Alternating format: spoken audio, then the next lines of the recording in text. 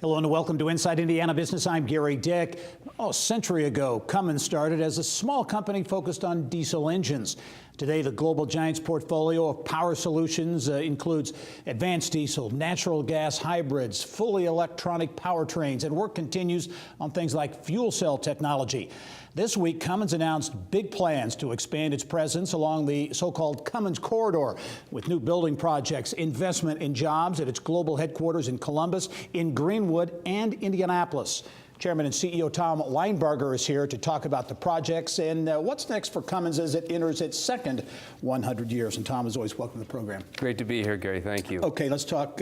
First of all, this is a major announcement this week, and again, reflective of global growth, and that global growth will mean impact here in Indiana. That's right. Cummins continues to expand our footprint globally.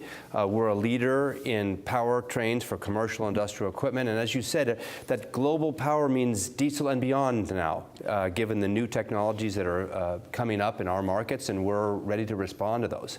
We've even figured out now that as many as 5,000 jobs in the U.S. have been added so that we can support our international markets. And then, of course, we have also a very strong presence in North America, and that's growing. So the company's future looks bright, and we've got to make a lot of investments to make sure that it sustains as a bright future. You have announced tens of millions of dollars in investment this week in multiple locations. First of all, in Columbus at your headquarters operation there, there'll be a big investment there. That's right. In Columbus, we've been investing there for years. It's a great place to operate. I mean, we feel very fortunate to call Indiana our home. The state is a terrific environment for business to grow and develop, and Columbus, of course, has been incredibly supportive as our home community. And we are now putting the headquarters of our new electrified power business in Columbus. That means we'll do our manufacturing there for battery packs and the full electrified powertrain. We're launching our first electrified powertrain into full production this year for a city bus. That's an exciting, they'll be available in Gillig buses by the end of this year. In fact, you could order one now if you'd like one. And so that's really exciting. New launch. We'll be adding about 75 jobs just to start with. We'll be investing in new equipment, outfitting our Columbus engine plant where it all began. So it's from the beginning 100 years ago. Here it is back as a new electrified power manufacturing location. Another big piece of this plan, you go up north on 65 to Greenwood. And I think this is reflective of the changing face of the company as a technology company, an IT hub, $35 million investment in Greenwood, 500 jobs. Will be some consolidation there, but that's a major investment. It is. What's exciting about that is our customers are now demanding information and services related to the information from the engines that we provide.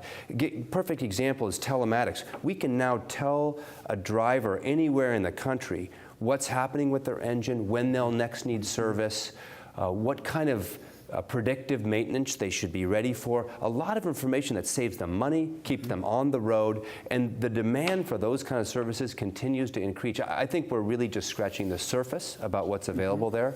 So what we're doing in Greenwood is we're bringing together the talents from our IT organization, our engineering organization, to be thinking about digital services for our customers and how to change our company to make it better using big data and analytics and digital services. So it's a big investment, but it's really an investment in the future. Both of these investments ensure that the company will be as strong 100 years from now as it is now, as it has been the last 100 years. So those are both exciting investments. Big investment in Indianapolis as well, adding more development to a divisional headquarters you opened a number of months ago in downtown Indianapolis, so a big focus here. In fact, the distribution headquarters, we call the DBU headquarters, this building is an amazing building. To work there is an absolute dream. I mean, I feel more energized every day. We had built 9 floors in the building. We had kind of filled the first 8, and we were waiting until we had enough people to fill the 9th. We've now figured out we got plenty, and so we're now opening up the 9th floor. We're also doing a little work in Salesforce Tower. We're opening an office there, and again, that's just to make sure, again, we have enough space for the growth of the company. It's an exciting time, and I'm really glad to be making these investments in our home state.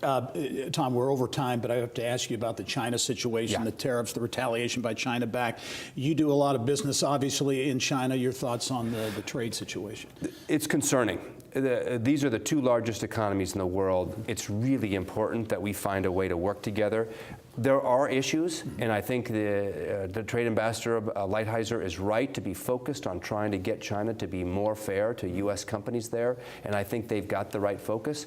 I just hope and encourage both parties to work together to find a solution.